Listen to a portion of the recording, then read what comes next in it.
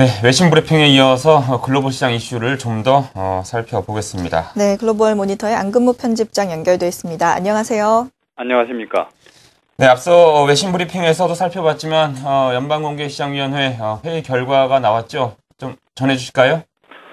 먼저 이달로 종료되는 오퍼레이션 트위스트를 대신해서 월간 450억 달러 규모로 국채를 매입하는 추가 양적 완화를 결정했습니다. 이른바 QE 3.5입니다.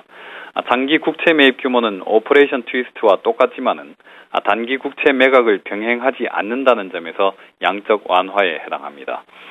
제로금리를 언제까지 유지할 것인지를 제시하는 이른바 포워드 가이던스도 변경했습니다.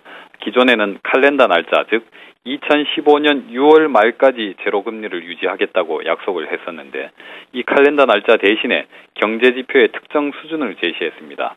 연준은 오늘 성명서에서 실업률이 6.5%를 웃돌고 1, 2년 뒤에 물가 상승률 전망치가 2.5%에 못 미치고 단기 인플레이션 기대 심리가 잘 억제돼 있는 동안에는 제로금리를 계속 유지하겠다고 밝혔습니다.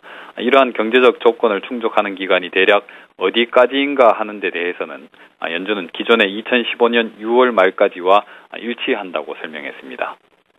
네, 이번 양적 완화 대체로 시장에서 이미 예상했던 수준 아니면 그보다 조금 더 적극적인 수준인 것 같은데요. 맞습니까?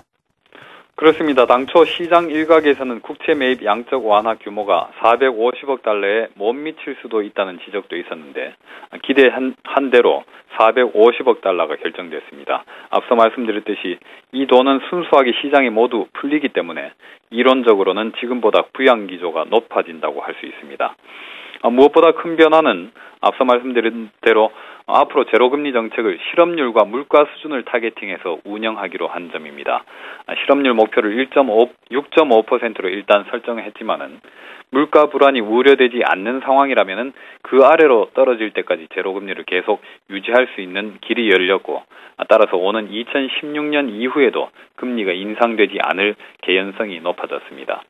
물가 목표를 2.5%로 설정했는데 이것은 기존에 정해놓은 2.0% 수준을 넘는다 하더라도 용인하겠다는 것을 의미합니다. 이런 점에서도 연준은 보다 장기간 동안 제로금리를 제공할 수 있게 됐습니다. 이름을 붙이자면은 무제한 양적 완화에 이어서 무기한 제로금리가 결정됐다라고 할 수 있겠습니다. 네, 그런데도 뉴욕 증시는 상승폭이 좀 줄었죠? 장중에 어떤 배경이 있었던 건가요? 첫째, 이번 결정은 시장 가격에 대체로 반영돼 있었다고 볼 수 있습니다. 서프라이즈가 없었던 거죠. 게다가 양적 완화 정책의 효과에 대해서 시장의 신뢰가 크게 약해져 있습니다. 지난 9월에 실시한 QE3 효과가 단 하루에 그쳤고 이후 주가는 오히려 떨어져 있는 상태입니다. 여기에 QE를 더 한다고 해봐야 무슨 큰 효과가 있겠느냐 하는 의구심이 있는 거죠. 이번 성명서를 보면은 추가적인 양적 완화 가능성도 배제하고 있습니다. 버냉키 의장은 기자회견에서 양적 완화의 부정적인 측면을 거듭 언급했었고요. 이 점이 투자자들에게는 좋게 들리지 않았을 겁니다. 제로금리를 장기간 지속할 수 있는 장치를 이번에 만들기는 했지만은 이로 인해서 인플레이션 기대 심리가 높아지는 걸 우려한 나머지 버냉키 의장은 회견에서 물가 안정 의지도 여러 차례 강조했습니다. 경제지표를 기준으로 하는 제로금리 유지 조건이 칼렌더 날짜에 비해서 난해하고 어떤 측면에서는 예측이 어려워지는 측면도 있는데 이로 인해서 시장에 미치는 심리적 부양 효과도 희석됐다고 볼 수 있습니다. 밤사이 공화당에서 재정절벽 협상에 관한 부정적인 언사들이 더 많이 노출됐는데 이 점 역시 시장에는 부정적으로 작용한 듯합니다.